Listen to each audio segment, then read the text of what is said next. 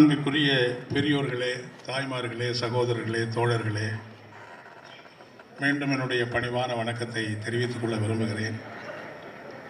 Marxist communist கட்சியினுடைய பொதுச் செயலாளராக கடந்த 10 ஆண்டுகள் பணியாற்றிய அருமை தோழர் சீதாராம் யெச்சூரி அவர்கள்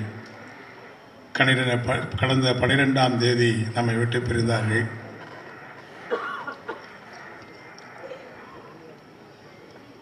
அவர்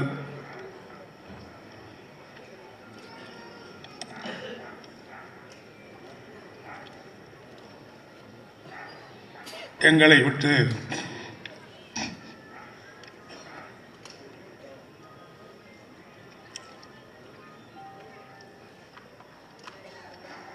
பிரிந்து விட்டார் என்பதை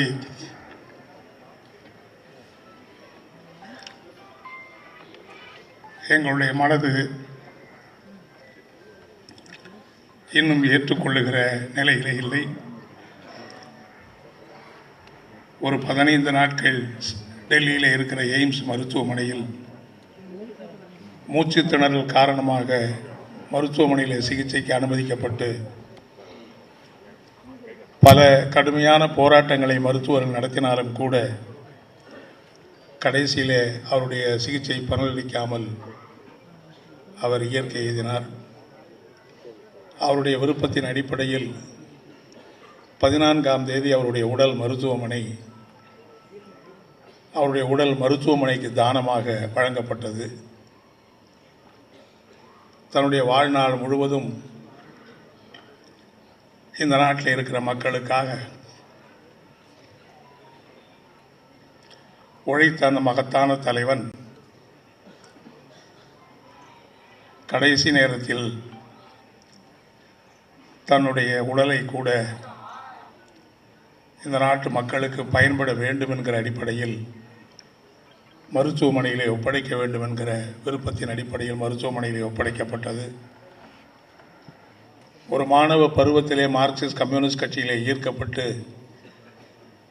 32 வயதிலே மார்க்சிஸ்ட் கம்யூனிஸ்ட் கட்சியுடைய மத்திய குழு உறுப்பினராக தேர்வு செய்யப்பட்டு 34 வயதிலே மார்க்சிஸ்ட் கம்யூனிஸ்ட் கட்சியுடைய அகில இந்திய செயற்குழு உறுப்பினராக தேர்வு செய்யப்பட்டு ஒரு 40 வயதிலே மார்க்சிஸ்ட் கம்யூனிஸ்ட் கட்சியுடைய அரசியல் தலைமை குழுவாக தேர்ந்தெடுக்கப்பட்டு 2015ஆம் ஆண்டு நடைபெற்ற மாநாட்டிலே கட்சியினுடைய அகில இந்திய பொதுச் செயலாளராக தேர்வு செய்யப்பட்டார்கள். அநேகமாக இந்திய வரலாற்றில் வேறு யாரும் இவ்வளவு விரைவாக இந்த பொறுப்புகளுக்கு வர முடியாது என்று சொல்லுகிற அப்படிப்பட்ட நிலையில் ஒரு ஆழமான பல்வேறு துறைகளில் ஆளுமை பெற்ற மார்க்சிய சித்தாந்தத்திலே ஒரு தெள்ள தெளிவான திறனாய்வு செய்திருக்கிற அப்படிப்பட்ட உழைப்பாளியாக திகழ்ந்தவர் வெகு சீக்கிரமாகவே இந்த பொறுப்புகளுக்கெல்லாம் வந்தார்கள்.